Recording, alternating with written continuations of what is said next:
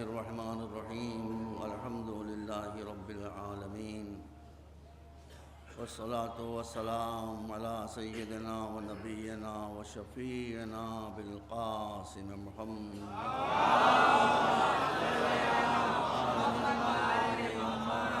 المعصومين الهداة المهديين الذين أذهب الله عنهم الرجس وطهرهم تطهيرا.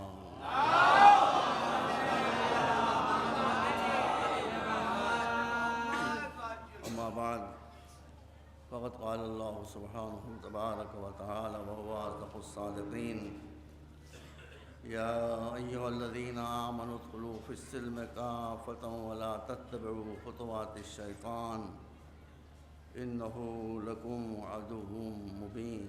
صلوات محمد.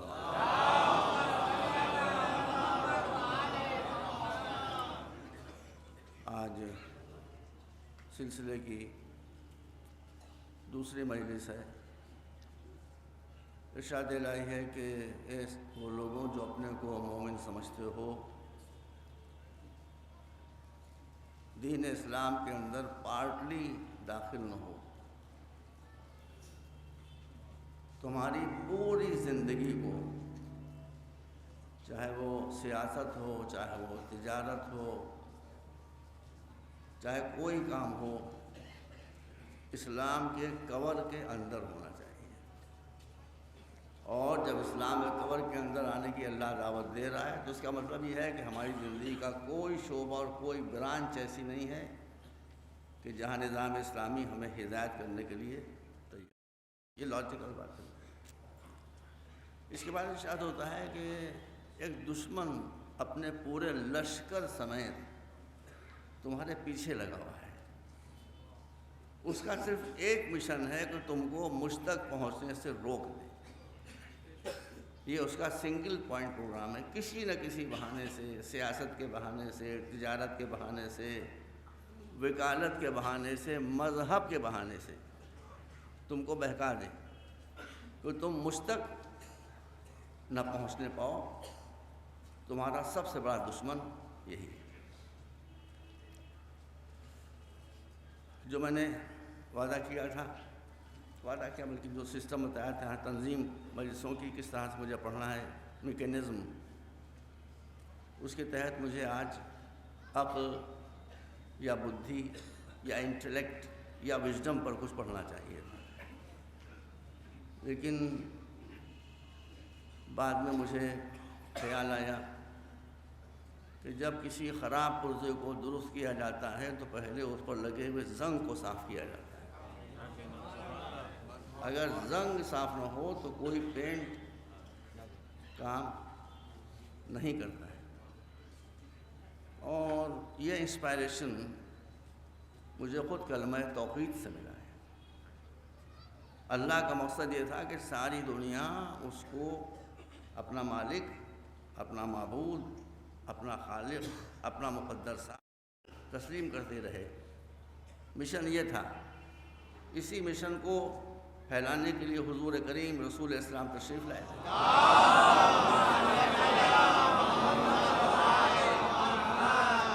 مشن یہی تھا. مگر کلمہ توحید کیا ہے؟ لا الہ الا اللہ. پہلے جو باطل خدا ہیں ان کو مٹاؤ، جو باطل کے نقش ہیں ان کو کھرچ کر پھینکو. اس کے بعد کہو کہ اللہ ہمارا رب اور ہمارا مالک ہے. اب ایک بات آپ کے، آج ہی میرے پاس ماشاءاللہ کھرے آنا شروع ہو گئے کہ یہ پڑھیے وہ یہ پڑھیے. میں کوشش کروں گا جہاں تک ممکن ہے پڑھوں، لیکن اب ایک ٹائم فریم ہے اور ٹاپکس دیے ہوئے ہیں تو میں اس کو ڈیبیٹ تو نہیں کر سکتا. کوشش کروں گا کہ جہاں تک ہو سکے. کچھ سوالات بڑے خطرناک بھی کر لیے گئے، یا تو مہابھارت شروع ہو جائے گی تو اس کو میں نہیں پڑھوں گا. لیکن جو اور بہت سے سوالات ہیں جس کے بارے میں آپ کو کنونس کر سکتا ہوں یا خود کنونس ہو سکتا ہوں، اس کو میں انشاءاللہ پڑھنے کی کوشش کروں گا جہاں تک وقت مجھے اجازت دے گا. اب سوال یہ پیدا ہوتا ہے کہ سب سے پہلے میں جہالت کو کیوں لے رہا ہوں؟ سب سے پہلے میں جہالت کو اس لیے لے رہا ہوں کہ جس رسول پر ہمارا ایمان ہے اس نے یہ فرمایا ہے کہ الجہل اصل کل شر، جتنی برائیاں ہیں، جتنی خرابیاں ہیں، جتنی بیماریاں ہیں، وہ سب ایک جڑ سے پیدا ہوتی ہیں جس کا نام ہے اگیانتا، جس کا نام ہے جہالت۔ اور جتنی اچھائیاں ہیں وہ بھی ایک روٹ سے پیدا ہوتی ہیں جس کا نام ہے عقل۔ اس لیے میں نے پرائرٹی دی ہے جہالت۔ لوگ کہتے ہیں آپ انگریزی اور ہندی کے الفاظ کیوں استعمال کرتے ہیں؟ بھائی ہم سے یہ حکم دیا گیا ہے، میں نے کل آپ سے عرض کیا تھا میں بہت جاہل آدمی ہوں، اپنی جہالت کو جانتا ہوں، حقیقت کو، لیکن میں آپ سے آپ کبھی مجھے آزمائیں کہ آپ اپنی زندگی کی کوئی سمسیا رکھیں، میں قرآن کی آیت کی روشنی میں اس کا حل بتا دوں، کوئی بس آپ رکھ کے دیکھیں۔ میں نے قرآن پڑھا اس لیے میں آپ کے سامنے رکھ رہا ہوں۔ تو جہالت ساری برائیوں کی جڑ ہے اور علم ساری اچھائیوں کی جڑ ہے۔ ہمارا عقیدہ یہ ہے کہ رسول حضور کریم کبھی ہم کو غلط بات نہیں بتا سکتے۔ کیوں؟ اس پر مہر لگی ہوئی ہے مولا کائنات علی بن ابی طالب کی۔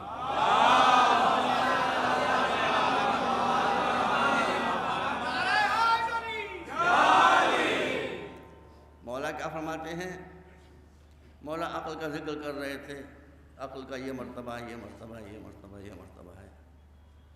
کسی نے مولا سے پوچھا کہ یہ بتائیے رسول کی عقل کتنی تھی، رسول کی انٹلیکٹ اور وزڈم کتنی تھی؟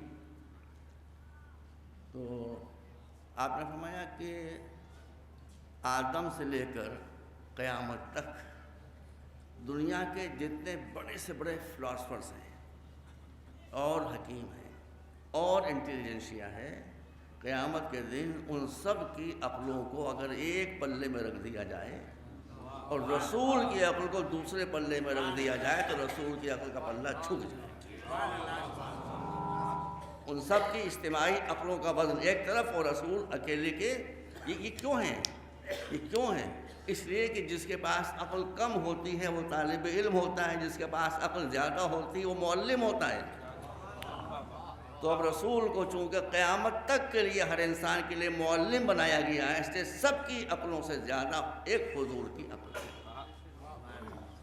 تو ہم کو حکم دیا گیا جیسا آڈینس ہو کلم الناس علی قدر عقولہم، جیسا آڈینس ہو ویسی اب میرے سامنے مجمع جو آتا ہے، ہمارے بچے وہ اردو ہی بھولتے جا رہے ہیں، ہندو حضرات آ رہے ہیں، اس لیے میں انگریزی اور ضروری مقامات پر ہندی اور انگریزی کے الفاظ کو استعمال کر لیتا ہوں، اس لیے کہ یہاں سے جو جائے مطلب کو سمجھ کر جائے، دوسری اور کوئی غرض نہیں۔ ایک بات۔ دوسری بات یہ ہے لفظ جہالت جب آپ بولتے ہیں تو جہالت کے معنی اردو میں کچھ اور ہیں، عربی میں کچھ اور ہیں۔ اردو میں جاہل کسے کہتے ہیں؟ جو پڑھا لکھا نہ ہو، جو کسی اسکول میں نہ گیا ہو، اس کو جاہل کہتے ہیں۔ عربی میں معنی نہیں ہے۔ عربی میں جہالت کے معنی ہیں نادانی، سمجھ رہے ہیں؟ جہالت کے معنی ہیں ناسمجھی۔ ارے ہم قرآن کی بات کیا کریں، حدیث کی بات کیا کریں، رسول کی بات کیا کریں، ہم کبھی کسی پر چوٹ ووٹ نہیں کرتے، ہمارا اصول نہیں ہے۔ ہم خالی آپ کو بتا رہے ہیں جو سیاہ ستہ ہیں ہمارے اہل سنت حضرات کی، ہم ان کا بھی سمان کرتے ہیں، ریسپیکٹ کرتے ہیں۔ اس میں جو پہلی صحیح ہے صحیح بخاری، ہم اس کا احترام کرتے ہیں۔ ہمارے یہاں صحت کے بارے میں ہم شرک کے قائل نہیں ہیں، ہم صرف قرآن کو صحیح کتاب کہتے ہیں، اس لیے کہ صحیح کتاب وہ ہوگی جس کا نازل کرنے والا ہر شے کو جانتا ہو۔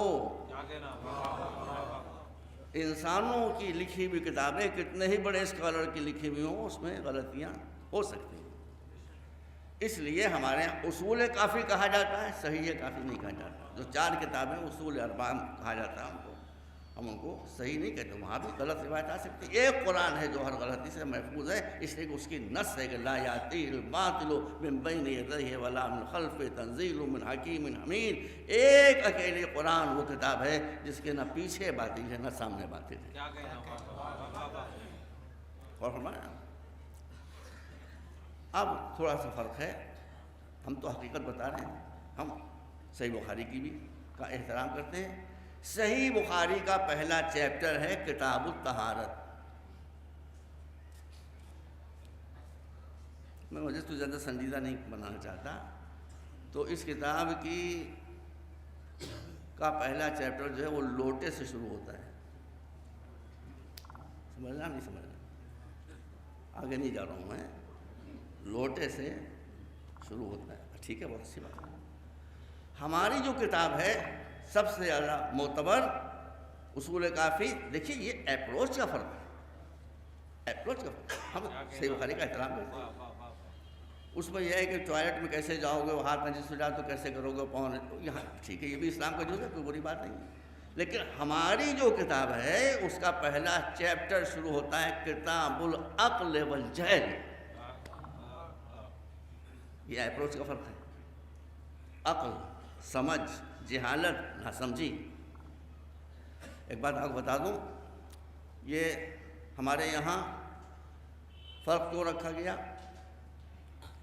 ہمارے یہاں جو نتیجہ نکل رہا ہے وہ ایک عالم بھی جاہل ہو سکتا ہے، پڑھا لکھا انسان بھی جاہل ہو سکتا ہے۔ اور آپ یہ سمجھیے کہ جاہل کی جہالت اتنی خطرناک نہیں ہوتی جتنی عالم کی جہالت خطرناک ہے۔ واللہ میں آپ کے سامنے کہوں، واللہ میں آپ کے سامنے کہوں، جاہل کی جہالت، کیونکہ وہ جاہل ہے، اس کے پاس قوت نہیں ہے۔ جہالت ایک نیگیٹو چیز ہے، ایک منفی چیز ہے، اس میں طاقت تھوڑی ہے۔ علم میں طاقت ہے، نالج از پاور، انگریزی میں کہا نہیں کہتا، نالج از پاور۔ علم اپنی جگہ پر خود ایک شکتی ہے، ایک طاقت ہے، ایک پاور ہے۔ تو یہ پاور اگر غلط ہاتھوں میں چلی گئی تو نقصان ہوگا۔ اس لیے پڑھے لکھے کی جہالت زیادہ خطرناک ہوتی ہے۔ آپ دیکھ لیں، ایک شخص نے 250 برس پہلے ڈائنامائٹ ایجاد کیا تھا۔ اس نے ڈائنامائٹ نیک نیتی سے ایجاد کیا تھا کہ اس سے پہاڑوں کو توڑا جائے گا، سڑکیں بنائی جائیں گی، سرنگیں بنائی جائیں گی۔ لیکن جب ڈائنامائٹ سے اس نے گولے بنتے دیکھے، توپ کے اور بم دیکھے، تو وہ روتا تھا کہ ہائے میں نے یہ انکشاف کیوں کیا۔ دیکھا آپ نے، میں آپ کو کسی منزل تک لے کے چل رہا ہوں۔ آئنسٹائن جس نے ایٹمک تھیوری ہمارے سامنے پیش کی، وہ بھی روتا تھا، تخت پر آ کر، اسٹیج پہ آ کر روتا تھا کہ ہائے ہائے یہ بلنڈر میں نے کیوں کیا کہ دنیا نے ایٹم بم بنا لیا۔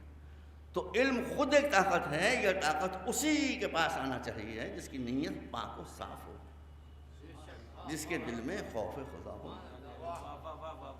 آئنسٹائن کی تو غلطی نہیں تھی، لیکن بعد میں جو آنے والے چتر لوگ تھے، پولیٹیشین، انہوں نے اس کا مس یوز شروع کر دیا۔ بادشاہوں نے ڈائنامائٹ سے فائدہ اٹھانے کے بجائے بم بنانا شروع کر دیا۔ اور بھائی علم، چاہے علم دین ہو چاہے علم دنیا ہو، اگر یہ صحیح انسانوں کے پاس نہیں آتا ہے تو یہ علم بھی مصیبت بن جاتا ہے۔ میں نے آپ کے سامنے مثالیں پیش کر دیں، آپ اس سے انکار فرمائیں گے؟ اس میں دین اور دنیا کی بھی تقسیم نہیں ہے۔ علم دین بھی، آج کا موضوع ٹف ہے، علم دین بھی اگر ان لوگوں کے ہاتھوں میں آتا ہے جن کے دل پاک نہیں ہوتے ہیں، تو یہ علم دین بھی مصیبت بن جاتا ہے۔ میں ایسی بات کہہ رہا ہوں، سنی بھی سن رہے ہوں گے، وہ بھی میں بتاؤں گا سنیوں کا ذکر اتنا کیوں کرتا ہوں، ایک مجلس سب کیسے کر رہا ہوں۔ تو اگر آپ ہندوستان کی کسی مسلمان بستی میں جائیں، چاہے وہ شیعہ ہو یا سنی ہو، اس بستی میں آپ آپس میں جھگڑا نہ پائیں تو سمجھ لیں الحمدللہ یہاں کوئی مولوی نہیں آیا ابھی۔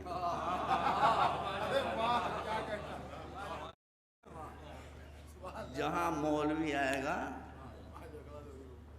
جھگڑا ضرور۔ لکھنؤ کی حالت آپ دیکھ لیں، میں علماء کے خلاف نہیں ہوں، بھی مجھے آج ہی میرے پاس سوال آیا تقریر، میں تقریر پڑھوں گا آپ کے سامنے، آج تو شاید موقع نہ ملے مجھے، یا شروع کروں جو صورتحال ہو، مجھے تقریر پر پڑھنا ہے، میں کل مقلد ہوں، میرا مرجع تقریر ہے۔ لیکن ہر طبقے میں اچھے اور برے لوگ ہوتے ہیں. وکیل کیا سب اچھے ہی ہوتے ہیں؟ وہ تو بیچارے پہلے ہی سے کالا گون پہنے ہوتے ہیں کہ ہم کو دیکھ کے سمجھ کر ہوشیار ہو کر آنا. یہاں کالک پہلے ہی جسم پر ملی لی. ڈاکٹر کیا سب اچھے ہی ہوتے ہیں؟ سب بزنس ہو گیا. مذہب بھی بزنس ہو گیا. تو علم خود ایک طاقت ہے. اور عزیزوں، سیاست کے نام پر بھی دھوکہ دیا جاتا ہے. میں کہتا کچھ لیکن نہیں کہوں گا. ڈرتا ہوں ذرا سا کہ میرے پروجیکٹ سے نقصان نہ پہنچ جائے. مجھے اپنی ذات تو مجھے فکر نہیں ہے میرے اسکول نہ تباہ ہو جائیں، اس لیے کبھی کبھی میں زبان بند رکھتا ہوں. تو سیاست کے ذریعے دھوکہ دیا گیا. بزنس میں کتنا دھوکہ دیا گیا. نقلی دوائیں کتنی بن رہی ہیں بیٹا بتاؤ مجھے. نقلی دوائیں، آدمیوں کی جان جائے. پیسہ یہ حضور کی حدیث ہے. ایک زمانہ وہ آئے گا کہ جو لوگ درہم و دینار کو، روپے پیسے کو خدا کی جگہ رکھ کر اس کی پوجا کریں گے. وہ دور آ گیا. میرے عزیزوں، مگر سب سے بڑا دھوکہ، بھیا سب سے بڑا دھوکہ، چاہے ہندو دھرم ہو، چاہے اسلام ہو، چاہے کرسچینٹی ہو، مذہب کے ذریعے، دھرم کے ذریعے، ریلیجن کے ذریعے سب سے بڑے دھوکے دیے گئے. کیا اس کے لیے آپ کو کسی آرگومنٹ اور دلیل کی ضرورت ہے؟ ایسا سب آپ کی آنکھوں کے سامنے ہے. جس دھرم سے کہیے مثالیں کیا پیش کرنا. آپ اخبار پڑھ رہے ہیں. ہندو دھرم بہت اچھا دھرم ہے، میں نے پڑھا اچھی طرح سے.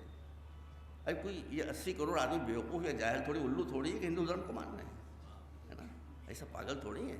بڑی اچھی باتیں ہیں اس میں. وہاں بھی پرابلم یہی ہے. ہندو دھرم بہت اچھا ہے، بٹ واٹ اباؤٹ آسارام؟ بتائیے. آسارام. اسی لیے میں کہتا ہوں داڑھی رکھیے مگر چھوٹی رکھیے. جہاں داڑھیوں کے بجائے ڈاڑھے آ جاتے ہیں،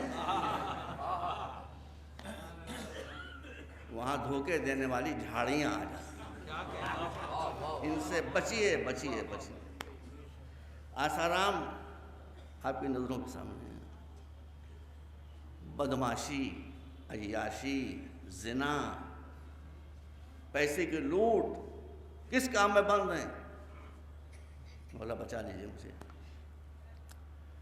لوگ عقیدے کی بات کرتے ہیں. یہ عقیدے کی بات ہے، یہ عقیدے کی عقیدہ بے شک عقیدے کی بات ہے، لیکن عقیدے کی بات کے ساتھ ساتھ ہم کو دو باتیں اور دیکھنا ہوں گی کہ جس عقیدے کو آپ بیان کر رہے ہیں اس کی بنیاد معرفت پر ہے کہ جہالت پر ہے.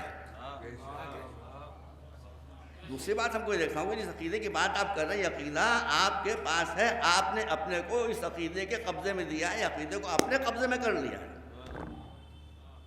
ان ساری باتوں کو پتہ سوائے عقل کے اور ذہانت کے کسی شے سے نہیں. اسی کتنے پکے عقیدے کے لوگ. آج آپ دیکھیے وہ رامپال کا شروع ہو گیا مسئلہ. یہ دوسرا نمونہ آپ کے سامنے. مذہب کے نام پر دھوکہ. کیسا بدھو بنایا جاتا ہے انسان. وہ بھائی اسنان کرتے تھے، وہ مسل سنی تھی ہم نے کبھی دودھوں نہائیں اور پوتوں پھلیں.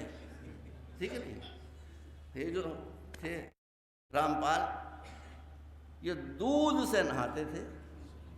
اب جب دودھ سے نہاتے تھے تو اس میں جسم کا سارا میل اسی کم بخت دودھ میں جاتا تھا. اس کے بعد اسی دودھ سے کھیر پکائی جاتی تھی. وہ جو میں آج عوام سب آئے نہیں پایا، وہ ان کے معتقدین ان کے چہرے اس کو تبرک سمجھ کر روش کرتے ہے کہ نہیں. تو کیا ہندو دھرم کی خرابی ہے؟ ہندو دھرم کی خرابی تھوڑی ہے. لوگ غلط آ مذہب کو، دھرم کو کیپچر کرنے والے وہ غلط آ گئے. ایک اور تھے ستیہ سائی بنگلور میں جو معجزے دکھاتے تھے. یہ معجزے بھی مصیبت ہو گئے بھائی ہمارے لیے. ہم معجزوں سے انکار نہیں کر رہے ہیں. رسول دکھائے تو معجزہ ہے، مولا علی دکھائے معجزہ ہے. ہم کوئی غیر مذہب تھوڑی ہیں. لیکن جو لوگ معجزوں کا کاروبار شروع کرتے ہیں وہ پرابلم ہوتے ہیں. میں آپ کو ایک بات بتا دوں، معجزہ کبھی کسی مومن نے طلب نہیں کیا ہے. لکھ لیجئے. کبھی مولا علی سے کسی نے کہا مولا ایک معجزہ دکھا دیجئے تو ہمارا ایمان مضبوط ہو جائے. رسول اللہ سے کبھی کسی نے کہا کہ معجزہ دکھائیے تو ہم توحید پر اور عقیدہ ہمیشہ کافروں نے معجزے طلب کیے ہیں، اور یہ کہا ہے کہ آپ معجزہ دکھائیں تو ہم مسلمان ہو جائیں گے، اور رسول نے کہا کہ میں معجزہ دکھاؤں گا، اور دوسرا معجزہ ہے کہ میں معجزہ دکھاؤں گا تو مسلمان نہیں ہوگے۔ میں کسی اور کتاب کا حوالہ نہیں دے رہا ہوں، نہج البلاغہ۔ مولا علی فرماتے ہیں میں کھڑا ہوا تھا ایک میدان میں، ایک کافر آیا، کافر نے آ کر کہا یہ سامنے کھجور کا درخت لگا ہوا ہے، میں چاہتا ہوں مسلمان ہو جاؤں، مگر میں مسلمان ہو جاؤں گا اس درخت سے کہیے، اس درخت سے کم بخت سے کہیے یہ آپ پاس آ جائے۔ رسول نے کہا کہ میں اس کو حکم دوں گا، تو میری بات نہیں مانے گا، یہ بات میری مان لے گا۔ کیوں؟ اس لیے کہ یہ فطرت الہی پر ہے، اس کو حکم دیا گیا ہے کہ میری اطاعت کے ساتھ ساتھ میرے رسول کی اطاعت بھی واجب ہے۔ کہا میں اس کو بلاؤں گا، یہ میرے پاس آ جائے گا، لیکن تو ایمان تب بھی نہیں لائے گا۔ کہا نہیں، بھگوان کی قسم مان لیا ہوں۔ رسول نے کہا کم ان۔ مولا فرما رہے ہیں بھائی بڑی نظر لگانا ہے، فرماتے ہیں اس درخت کے پتے ہلنا شروع ہوئے اور وہ زمین کو پھاڑتا ہوا آیا، آ کر رسول کے سامنے کھڑا ہو گیا۔ رسول نے کہا ایمان لا، کہا ابھی تھوڑی سی کسر ہے، اسے کہیے واپس ہو جائے۔ کہا ایمان نہیں لائے گا، یہ دیتا ہوں، یہ بھی اتمام حجت کے لیے، گو بیک۔ رسول کی منزل یہ ہے جہاں رسول بلائیں وہاں آ جائیے، جہاں سے رسول واپس کریں وہاں سے پلٹ جائیے۔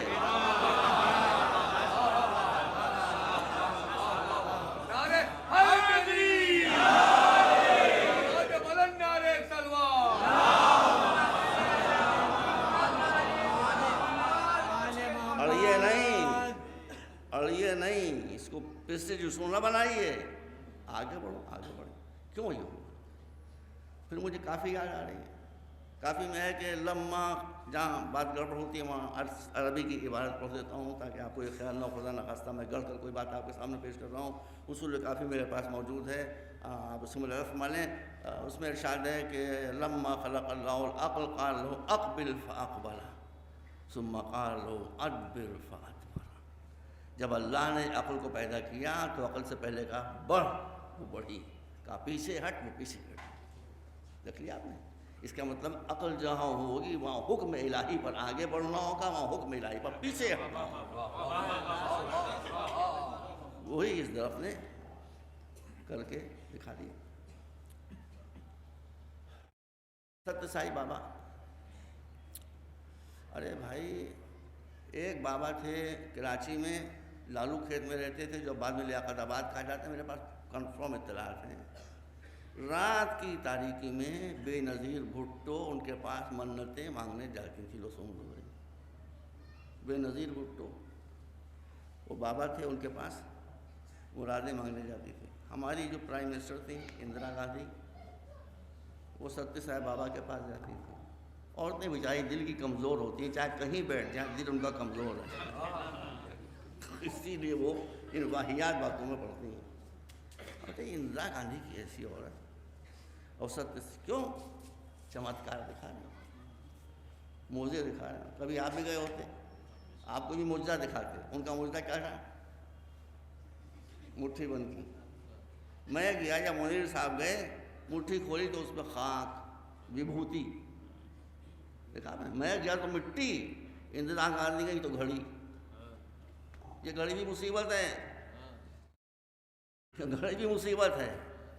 جو شخص احساس کمتری میں انفرٹی کمپلیکس میں مبتلا ہوتا ہے وہ شو کے ذریعے اپنے کو اوپر لانے کی کوشش کرتا ہے۔ یہ بات آپ یاد رکھیے، جہاں شو دیکھیے گا سمجھیے یہ آدمی احساس۔ ارے بھائی نواز شریف، ان کے ہاتھ میں جو گھڑی ہے وہ 5 کروڑ روپے کی ہے۔ اس کا مطلب ہے کہ ان کی شخصیت میں 5 کروڑ روپے پلس کیے جائیں تو ان کی کچھ پوزیشن ہوگی۔ 5 کروڑ پلس کیے جائیں تو ان کی یہ احساس سے کم طریقہ ہے۔ اس کا جواب ہمارے دیوانوں نے دیا ہے۔ تو کل کی بات ہمارے دیوانوں نے، ہارون رشید بھی اسی ٹائپ کا آدمی تھا، جہاں کمزوریاں ہوں گی وہاں شو ہوگا۔ جہاں کمزوریاں نہیں ہوں گی خود اعتمادی ہوگی، وہاں سادگی ہوگی۔ مولا علی کی زندگی آپ کے سامنے، کیسا کپڑے پہنتے تھے وہ، جوتیاں کبھی ہو کسی، میں علماء سے دست یا دب باندھ کر کرتا ہوں، یہ چیزیں گڑبڑ کر رہی ہیں آپ کے لیے، لوگ جاگ رہے ہیں۔ ہم سے پوچھا جاتا ہے آپ انتظار کرتے ہیں کہ ہم آپ کی جوتی اٹھائیں، مولا علی نے کبھی جوتی اٹھوائی تھی کسی سے؟ بتائیے بتائیے۔ میں بہت گناہ گار ہوں لیکن میں جوتیاں کبھی سے نہیں اٹھانے دیتا، اس لیے لکھنؤ والوں سے میں بہت ڈرتا ہوں کہ جوتیاں ان کے ہاتھ میں تو میرے اوپر شروع ہو جائیں، اس لیے ان کو جوتوں سے ذرا وہ اپنی سیفٹی کے لیے میں اپنے سے ان کو دور رکھوں۔ کبھی مولا علی فرمایا آپ نے کہ اگر تم میری جوتیاں اٹھاؤ گے تو دو خرابیاں پیدا ہوں گی۔ کیا سائیکلوجی کا ایکسپرٹ تھا، اگر تم میری جوتیاں اٹھا کر میرے پیچھے پیچھے چلو گے تو دو خرابیاں پیدا ہوں گی، معاذ اللہ معاذ اللہ، مجھ میں غرور پیدا ہو جائے گا، مجھ میں تکبر پیدا ہو جائے گا، مجھ میں گھمنڈ پیدا ہو جائے گا، تم میں احساس کمتری پیدا ہو جائے گا۔ احساس کمتری بھی انسان کو تباہ کرتا ہے، غرور و تکبر بھی انسان کو تباہ کرتا ہے۔ ایک مرتبہ صلوات بھیجیں آپ لوگ۔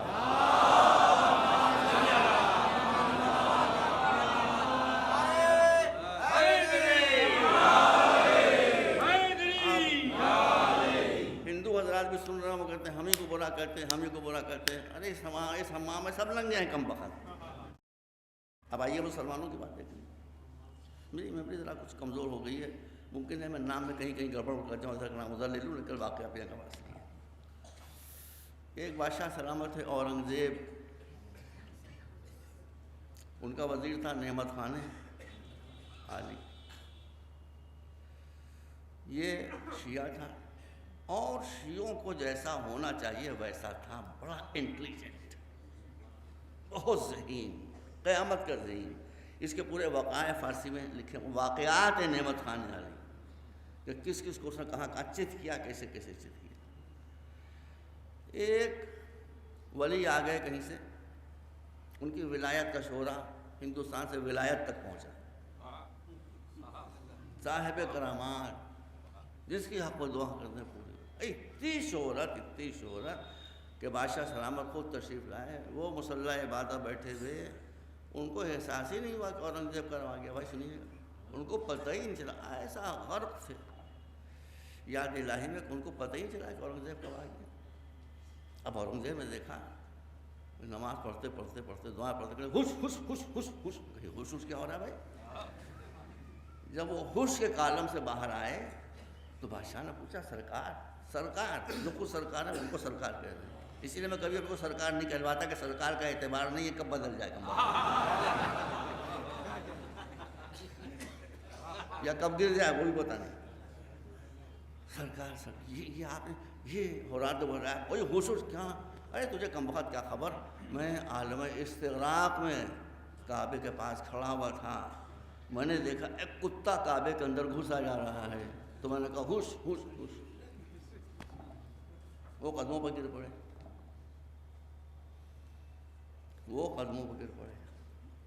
میں بتاتا ہوں پورا واقعہ۔ بھائی میاں اورنگزیب صاحب، کیا آپ کو یہ معلوم نہیں ہے بیٹا، کیا آپ کو یہ معلوم نہیں ہے کعبے کے خصوصیات ہیں، یہ کوئی توہم پرستی کی بات نہیں، آپ آ کے دیکھ لیجیے، کعبے کے خصوصیات میں سے یہ ہے کہ کوئی جانور کعبے کی چھت کے اوپر سے اڑ کر نہیں جا سکتا۔ اے بھیا پاک و پاکیزہ کبوتر فاختہ مینا جب یہ کعبے کے اوپر سے اڑ کر نہیں جا سکتے تو کعبہ کے اندر کتا کیسے گھس جائے گا؟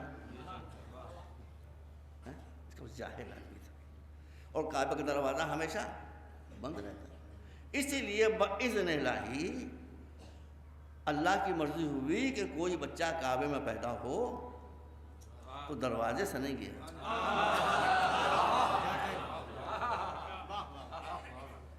آپ لوگ بھی آج تک کہتے ہیں دیوار کعبہ شگافتہ ہوئی، آج کہاں سے دیوار کعبہ شگافتہ ہوئی بھائی؟ آپ کسی دیوار کو توڑ دیجئے، توڑنا آپ کے بس میں ہوگا، جوڑنا آپ کے بس میں نہیں ہوگا۔ تو شگاف اس وقت ہوتا کہ جب دیوار کعبہ شگاف پڑا رہتا تو شگافتہ ہوئی۔ جب مولا علی کے جاتے وقت دیوار کھلی، اندر گئے بند ہوئی، تو دیوار شگافتہ نہیں تھی، کنسیلڈ آٹومیٹک ڈور تھا کہ جو کام کر رہا ہے۔ آج آپ کو دکھائی دیتا ہے جو ماڈرن بلڈنگیں اب یہاں بھی آ رہی ہیں، اور سنسر اس میں لگا ہوتا ہے بھائی اس میں سنسر لگا ہوتا ہے. اس دروازے کے رینج میں میں پہنچا ہوں, کھڑا ہوا ہے بند, آپ پہنچے, دروازہ کھل گیا. اس کا مطلب ہے ہمارے یہاں بھی دروازے کنسیل بنائے جاتے ہیں تو اس میں سنسر لگا ہوتا ہے, دروازہ جانتا ہے کہ کون چور ہے کون ایمان. ڈاکو کے لیے وہ نہیں کھلے گا, چور کے لیے نہیں کھلے گا, ایماندار کے لیے کھلے گا. تو ایماندار کے لیے دروازہ کھل سکتا ہے, تو جو کل ایمان ہو اس کے لیے دروازہ کھلے تو ہے نا. صلوات بر محمد.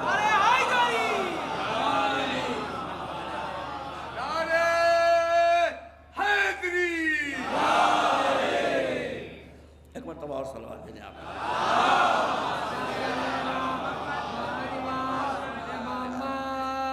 اتنا بڑا دھوکہ کعبے میں کتا گھس جاتا ہے بھیا. اسی صحیح بخاری شریف میں لکھا ہوا ہے, بہت عظیم کتاب ہے, میں نے پڑھا ہے, خود پڑھا ہے, کہ مسجد نبوی میں کتے جاتے تھے. سمجھ رہے ہیں آپ؟ نہیں سمجھ رہے تو نہ سمجھیے. مسجد نبوی میں کتے جاتے تھے. اسی سے بعض علماء نے کہا ہے کتا پاک ہے, وہ بحث الگ ہے. تو مسجد نبوی میں جاتے تھے لیکن کعبے کے اندر کوئی نجس چیز جا ہی نہیں سکتی تھی. جو بچہ کعبے میں پیدا ہوا وہ پاک و پاکیزہ تھا. اگر پاک و پاکیزہ نہ ہوتا تو پیدا ہوتے ہی عالم نجاست میں سجدہ نہ کرتا. سجدہ کرنا اس بات کے ذریعے کہ میں پاک و پاکیزہ اپنی ماں کے پیٹ سے دنیا میں آیا. یہ بحثہ رہا. اب وہ واقعہ سن لیجئے.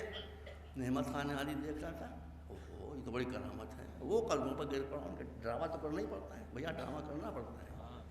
وہ ولی خدا قدموں پر رونا پیٹنا, یہ وہ ایک مصیبت ہو جاتی. حضور حضور حضور, میں چاہتا ہوں کل میرے غریب خانے پر تشریف لا کر بیت الشرف میں. اچھا وہ آپ جانتے ہیں کہ مولویوں کی کمزوری ہے کھانا, اور مرغا میں نے کہیں پڑھا تھا. لوگ کہتے ہیں مولوی لڑتے کیوں, تو میں نے کہا تھا کہ مولوی نہیں لڑتا, پیٹ کا مرغا لڑتا ہے. مولوی بغیر مرغا کے نہیں رہ سکتا, مرغا بغیر لڑے نہیں رہ سکتا. یہ ہے سارا کھیل. اب وہ گر پڑا, قدموں پر کہا حضور کر. خیر انہوں نے اپنے رحم و کرم سے قبول کر لیا. بڑی شاندار دعوت ہوئی. اس میں اورنگزیب بھی ہے, اور بادشاہ بھی ہیں, اور وزراء بھی ہیں, اور یعنی مملکت بھی ہیں, اسٹاف کے لوگ بھی ہیں. دسترخوان چنا ہوا ہے. بہترین پلاؤ, بہترین پلاؤ, مرغ پلاؤ. ہر مہمان کے سامنے پلیٹ رکھی گئی پلاؤ کی, اس کے اوپر مرغے کی ایک ٹانگ اتنی بڑی. ان ولی کے سامنے جو پلیٹ رکھی گئی اس میں پلاؤ تو تھا, مرغ کی ٹانگ نہیں تھی. بس غیظ آ گیا, کھڑے ہو گئے. بادشاہ نے کہا حضور کہاں؟ ہاں اس جگہ میری توہین ہوئی ہے, میرا اپمان ہوا ہے. کیا توہین اپمان؟ کہا دیکھیے سب کے سامنے پلیٹیں لگی ہیں, مرغے کی ٹانگ اوپر رکھی ہوئی ہے. مجھے ذلیل کرنے کے لیے میری پلیٹ میں پلاول تو رکھے گئے, مرغ کی ٹانگ نہیں رکھی گئی. نعمت خان علی آگے بڑھا, حضور حضور حضور میں یہ جسارت نہیں کر سکتا تھا, ذرا سا چاول ہٹا کے دیکھیں. وقائع نعمت خان علی پڑھ لیے واقعہ. ذرا سا چاول ہٹا کے دیکھیں. چاول جو ہٹا تو مرغے کی ٹانگ برآمد ہو گئی. تو اس نے کہا حضور میں نے یہ کھیل اس سے کھیلا تھا کہ میں آپ سے ایک سوال کرنا چاہتا ہوں. آپ نے ہزاروں میل دور کعبے کے اندر جاتے ہوئے کتے کو تو دیکھ لیا, چاول کے اندر آپ مرغے کی ٹانگ.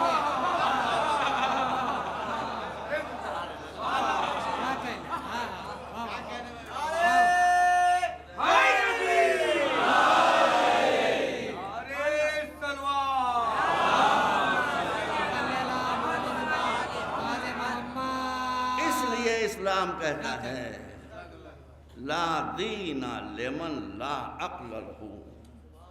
بچوں اللہ تم کو سلامت رکھے. میں نے کہا آخری دن تم خوب جی کھول کے مجھ سے بحث کر لینا. میں چاہتا ہوں آئیں, آپ بھی آئیں, علماء بھی تشریف لائیں, واعظین بھی تشریف لائیں, انٹیلیجنٹ لوگ بھی آئیں, سب آئیں. ہاں میں ان سے گفتگو کروں گا. میں اس روضے کے تقدس کی قسم میں ضد نہیں کروں گا کبھی, غصہ مجھے کبھی نہیں آئے گا. چونکہ کل مجھ سے سوال کیا کہ آپ سننے کی بات بہت کرتے ہیں. بھائی یہ تو بھائی ابھی لا الہ کہا, میں نے الا اللہ کہاں کہا ہے بھائی؟ بات تو جب آپ پورا سیریز سن لیں گے تب سمجھ میں آئے گی کہ میں نے کوئی بات کیوں کہی. میں سنی شیعہ اتحاد کا قائل ہوں، اس لیے قانون انکشار کے دے رہا ہوں. ابھی شعبان میں درف شب گیا تھا، میرے مرض تقلید نے مجھے حکم دیا ہے کہ تمہارا مشان یہ ہونا چاہیے کہ شیعوں اور سنیوں میں اتحاد پیدا کرو، اس لیے میں مجبور ہوں. یہ کوئی میں نے کہیں پڑھا لے، انہوں نے خود مجھے بلایا تھا، بالکل 100% پرائیویسی تھی. مولانا اچھا مجھ سے ساتھ گیا تھا، ان سے پوچھیے آپ سب کو ہٹا کے انہوں نے خالی مجھ سے بہت اہم باتیں کی. اس میں یہ تھا کہ تمہاری زندگی کا مشن ہونا چاہیے کہ شیعہ سنی لڑنے نہ پائیں. اب میں کیا کروں بتائیے بھائی؟ جو میرا مرض ہے، وہ بات بتاؤں گا پوری آپ کو، جو میرا مرض تقلید ہے وہ کہہ رہا ہے کہ شیعہ سنی اتحاد کو پیدا کرو، اس کے علاوہ کوئی چارہ نہیں ہے. میں کوشش کروں گا، مگر میری جو اسٹریٹجی ہے وہ یہ ہے، پہلے شیعہ اتحاد، پھر شیعہ سنی اتحاد.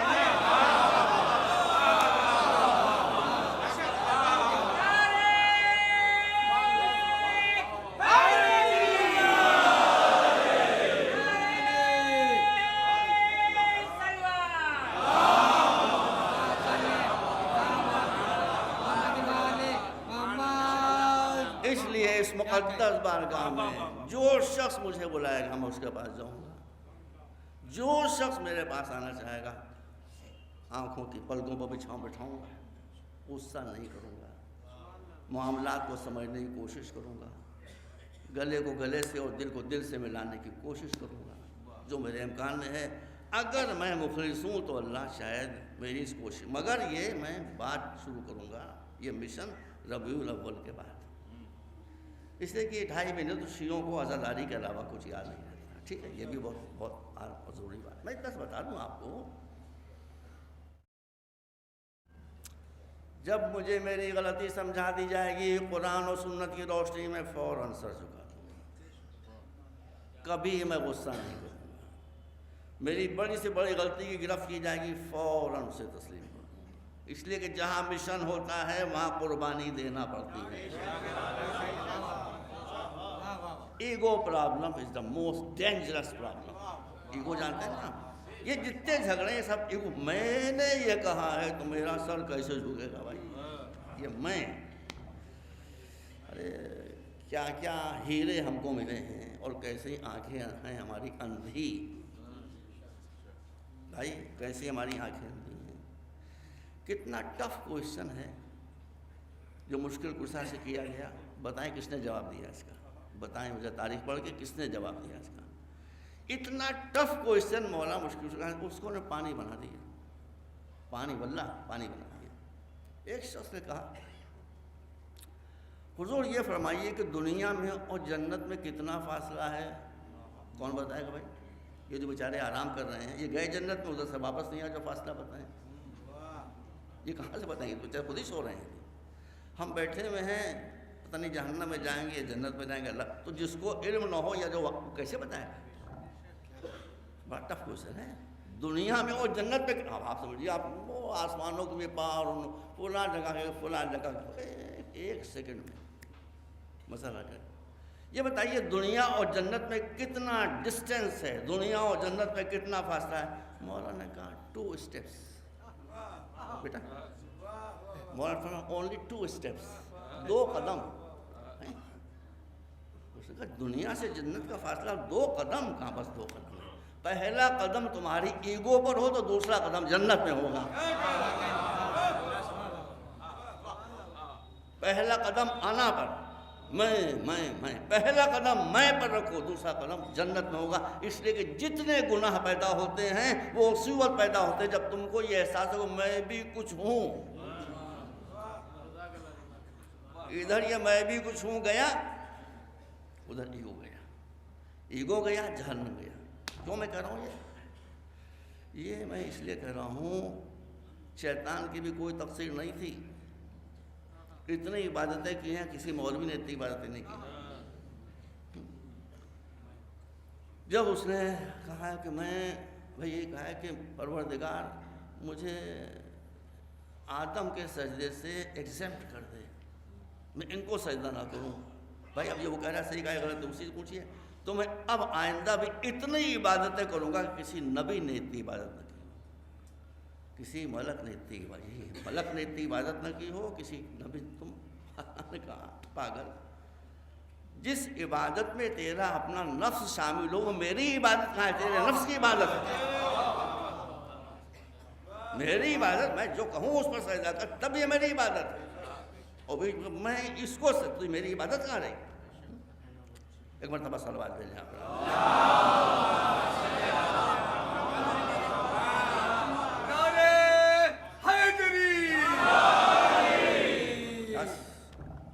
یہ مجلسیں آپ کے اذہان پر سے گرد و غبار صاف کرنے کے لیے مولا سے دعا کر کے آتا ہوں، نفسانیت میں میں بخدا تیار ہوں۔ آپ ایک غلطی بتا دیں، میں فوراً کبھی اس میں کوئی امام تھوڑی نہ معصوم نہ مجتہد وقت، معمولی انسان۔